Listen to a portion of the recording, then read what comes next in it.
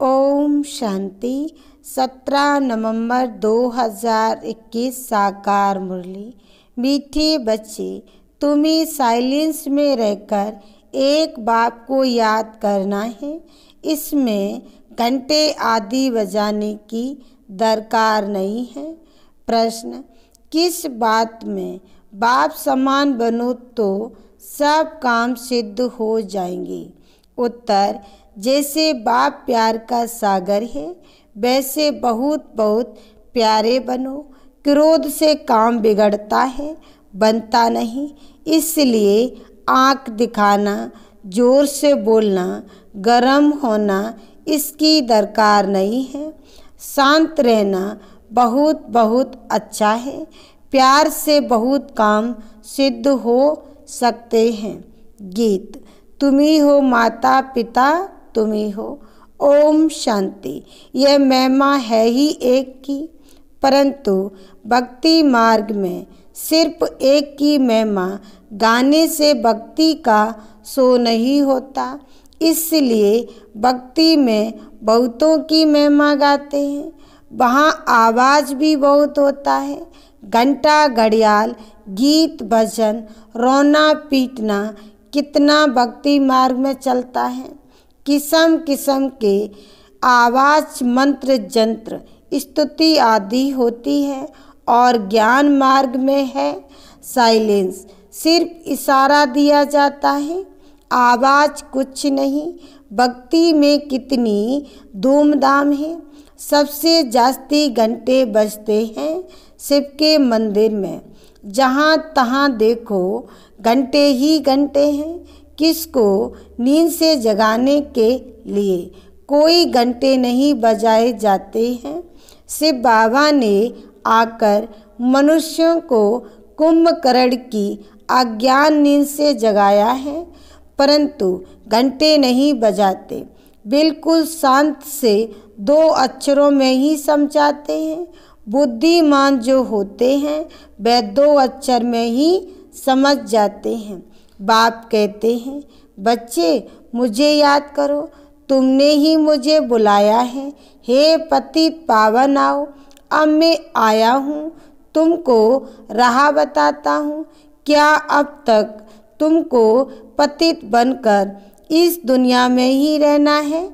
तुम तो पावन दुनिया में रहना चाहते हो ना? तुम तो पावन दुनिया में रहना चाहते हो ना? पावन दुनिया स्वर्ग को कहा जाता है। कहते ही है पतित पावन, तो समझना चाहिए कि पतित पावन क्या आकर करेगा? जरूर नरक से स्वर्ग में ले जाएगा। बिना समझे ऐसे ही बुलाते रहते हैं, तालियां बजाते रहते हैं, परंतु यह नहीं जानते कि बाप आएगा तो क्या आकर करेगा। वास्तव में यह है यूनिवर्सिटी मनुष्य देवता बनने की। तब गाते हैं मनुष्य को देवता किए। इसमें शास्त्र आदि कुछ भी पढ़ना नहीं है। भक्ति मार्ग में बहुत शास्त्र आदि पढ़ते हैं, ढेर लेक्चर आदि होते हैं। मास मंडप बनाकर बैठ आवाज करते हैं। यहाँ कितना शांति में बाप बैठ समझाते हैं। देखो, तुमको बाबा आकर पावन बनाए, पावन दुनिया का मालिक बनाते हैं। पढ़ाई भी कितनी सहज है। तुम पहले पावन थे, गोल्डन एज में थे, फिर 84 जन्म लेते लेते आयरन एज में तमो प्रधान बन गए हो। अब तुमको सतो प्रधान बनना है। इसलिए मुझे याद करो। सो भी अजपा, जैसे कन्या की जब शादी होती है तो क्या जाप करती हैं, याद में रहती है। तुम भी सब पत्नियां हो। एक शिव बाबा पतियों का पति है। तुम्हारी सगाई हुई है परमात्मा के साथ। सगाई जब हो गई तो बस याद बुद्धि में बैठ गई। खातिरी हो गई कि हमने सगाई कर ली है। फिर 1-2 को याद करते रहते हैं। तुमको भी बाप कहते हैं। निश्चय बुद्धि हो गई कि हम एक बाप के बच्चे, आपस में भाई भाई हैं। भाइयों को वर्षा मिलता है एक बाप से, इसलिए बाप को पुकारते हैं। बल मनुष्य तन में आकर भाई बहन बन जाते हैं, परंतु पुकारती आत्मा है ना। भाई भाई पुकारते हैं, हे पतित पावन बाबा आओ। बाबा कहते हैं मुझे याद करो तो तमो प्रधान से सतो प्रधान बन जाएंगे। पावन को सतो प्रधान, पतित को तमो प्रधान कहा जाता है। ये बातें बाबा संगम पर ही समझाते हैं। यह है गीता पाठशाला। इस पाठशाला में बाप आकर राजयोग सिखलाते हैं, नर से नारायण बनाते हैं। वहाँ टीचर तो सामने बैठ पढ़ाते हैं, दिखाई पड़ता है ये गुप्त है, तो इस टीचर को भी बुद्धि योग से समझना पड़ता है। वह है निराकार पतित पावन बाप। वही स्मृति दिलाते हैं कि कल्प पहले भी मैंने तुमको राजयोग सिखलाया था। तब कहा जाता है मन मना भव, पवित्र बनो तो ये लक्ष्मी नारायण बन जाएंगे। इसमें घंटा घड़ियाल आदि बजाने की दरकार ही नहीं। बाप खुद आकर जगाते हैं। मन मना भव का अर्थ है साइलेंस। अपने को आत्मा निश्चय करो बस। अब हमको अपने घर जाना है। बाप को ही सब कहते हैं कि हमको दुख से छुड़ाए, मुक्त करो। सन्यासी लोग सिर्फ ब्रह्म को याद करते हैं।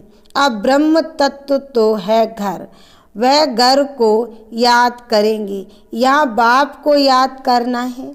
सिर्फ घर को याद करेंगे तो जैसे सन्यासी हो जाएंगे। ब्रह्म तो भगवान है नहीं।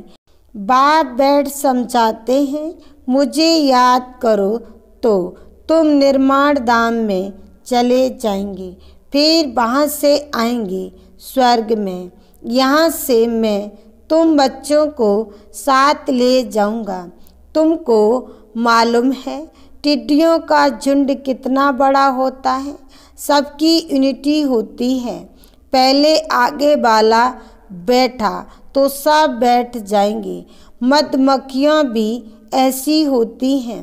रानी ने घर छोड़ा तो सब भागेंगी उनके पिछाड़ी। वह जैसे उनों का साजन हुआ, उनमें फिर सजनी ही राज्य करती है। हम जिन्स पर शास्त्रों में भी है। आत्माएं सब मच्छरों सदृश भागती हैं। अनगिनत आत्माएं हैं। वह मक्खियाँ हर सीजन में अपनी रानी के पीछे भागती हैं। तुमको तो एक बार भागना है। अब सब आत्माओं को जाना है मूल वतन। तुम्हारा आवाज़ कुछ भी नहीं, इसलिए बाबा मिसाल देते हैं। सरसों के दाने मिसल पिसते हैं। बाबा भी बिंदी सरसों के दाने मिसल है। खसखस का दाना भी छोटा होता है। परमात्मा भी बिंदी है, उनको देखा भी नहीं जाता। दिव्य दृष्टि बिना बिल्कुल छोटा स्टार मिसल है। गीता में दिखाया है अखंड ज्योति का साक्षात्कार हुआ, तो यहाँ भी जब अखंड ज्योति का साक्षात्कार हो तब समझेंगे साक्षात्कार हुआ। अगर बिंदी का हुआ तो समझेंगे ये परमात्मा थोड़ी है। गीता में तो लिखा हुआ है अर्जुन को बहुत तेजोमय साक्षात्कार हुआ। भक्ति की बातें बुद्धि में बैठी हुई हैं। भक्ति मार्ग और ज्ञान मार्ग में रात दिन का फर्क है। तुम जानते हो हम 63 जन्म शरीर द्वारा कितना डांस करते हैं। 63 जन्म कितना भक्ति मार्ग का हंगामा देखते हैं। उसमें भी पहले जब सतो प्रधान भक्ति थी तो एक शिव बाबा की भक्ति करते थे। फिर ये गंगा स्नान आदि बाद में शुरू होते हैं। पहले अव्यभिचारी भक्ति होती है, फिर वृद्धि को पाते हैं। यहाँ तो एकदम साइलेंस लगी पड़ी है। बेगर कौड़ी तुम विश्व के मालिक बनते हो। मम्मा बिना कौड़ी आई और विश्व की महारानी बन गई। यह साधारण था। एकदम गरीब घर के बिना कौड़ी खर्चा देखो क्या बनते हैं। मम्मा फिर सर्विस बहुत करती थी, जाकर औरों को समझाती थी कि बाबा कहते हैं मुझे याद करो तो तुम्हारे विक्रम विनाश होंगे और तुम सतो प्रधान बन जाएंगे। इसमें खर्चे की तो कोई बात ही नहीं। अगर कोई थोड़ा खर्चा भी करते हैं तो अपने लिए, जैसे खेती में 2 मुट्ठी अन्न की डालने से कितना ढेर अन्न निकलता है, खेती बड़ी हो जाती है।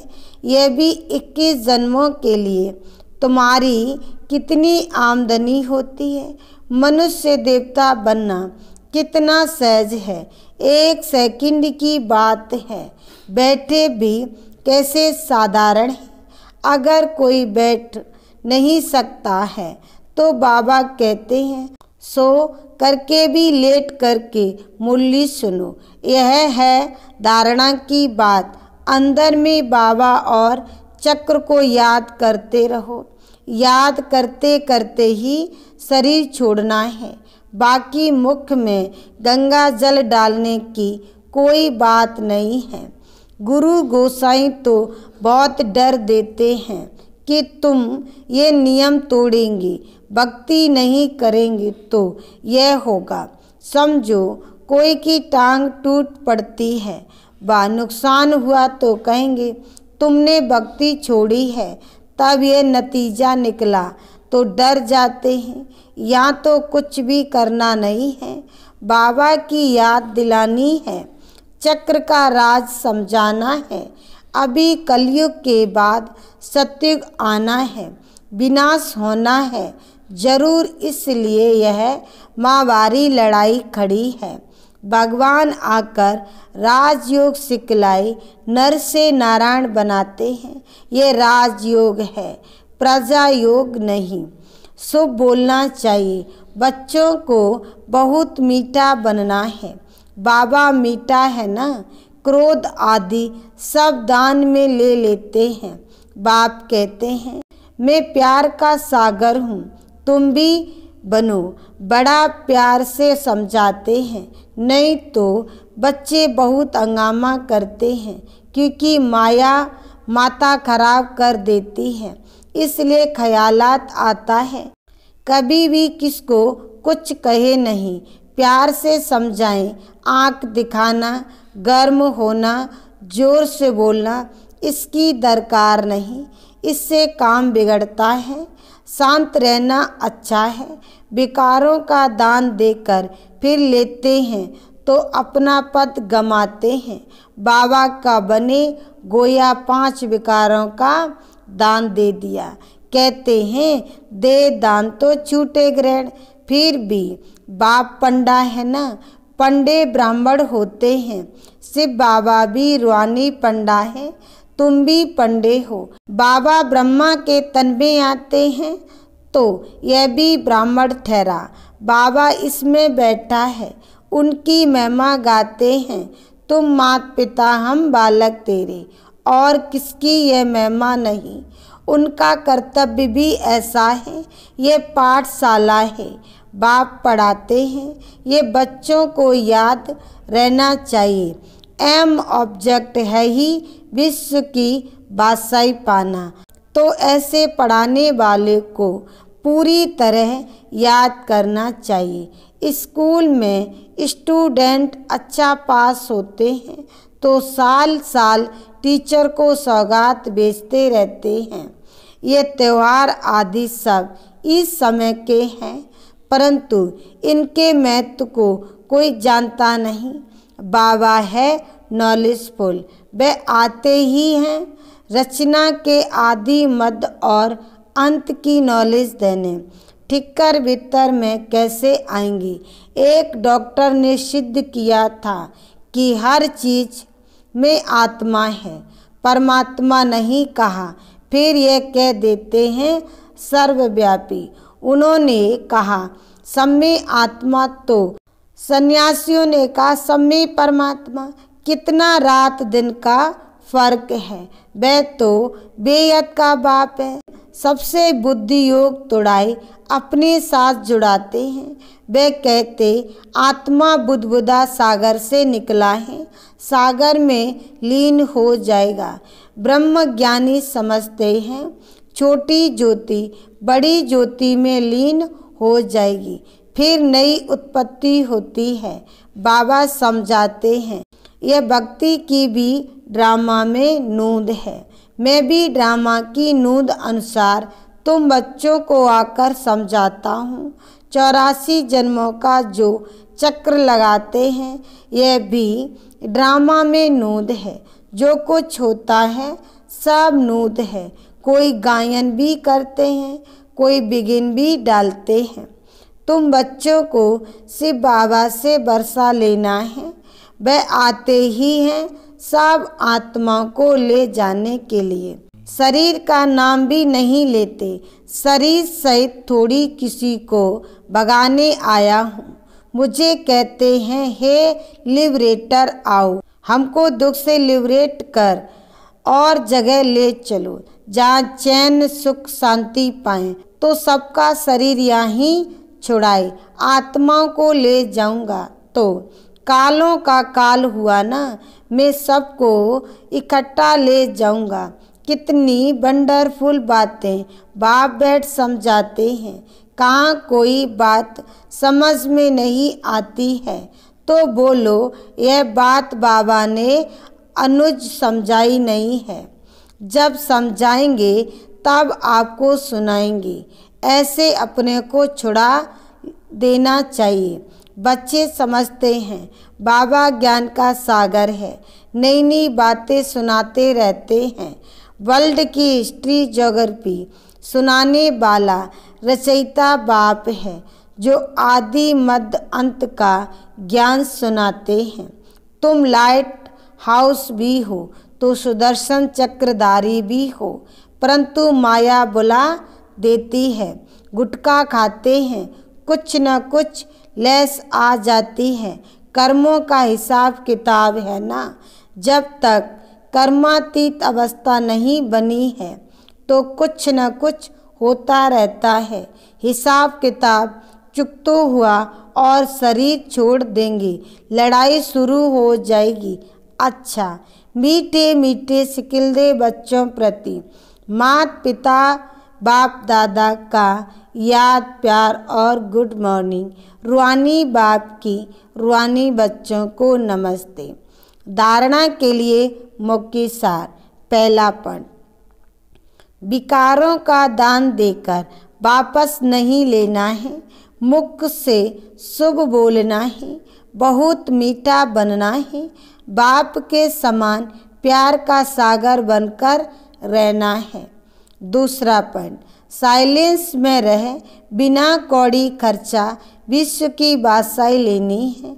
बाप की याद में रह थोड़ा बहुत खर्चा कर 21 जन्मों की आमदनी करनी है। वरदान, नॉलेज की लाइट द्वारा पुरुषार्थ के मार्ग को सहज और स्पष्ट करने वाले फरिश्ता स्वरूप भव। सार्मिका, फरिश्तेपन की लाइफ में लाइट और माइट दोनों ही स्पष्ट दिखाई देते हैं, लेकिन लाइट और माइट रूप बनने के लिए मनन करने और सहन करने की शक्ति चाहिए। मनसा के लिए मनन शक्ति और वाचा कर्मणा के लिए सहन शक्ति धारण करो। फिर जो भी शब्द बोलेंगे कर्म करेंगे वह उसी के प्रमाण होंगे। अगर ये दोनों शक्तियाँ हैं तो हर एक के लिए पुरुषार्थ का मार्ग सहज और स्पष्ट हो जाएगा। स्लोगन: व्यर्थ बोलना अर्थात अनेकों को डिस्टर्ब करना। ओम शांति।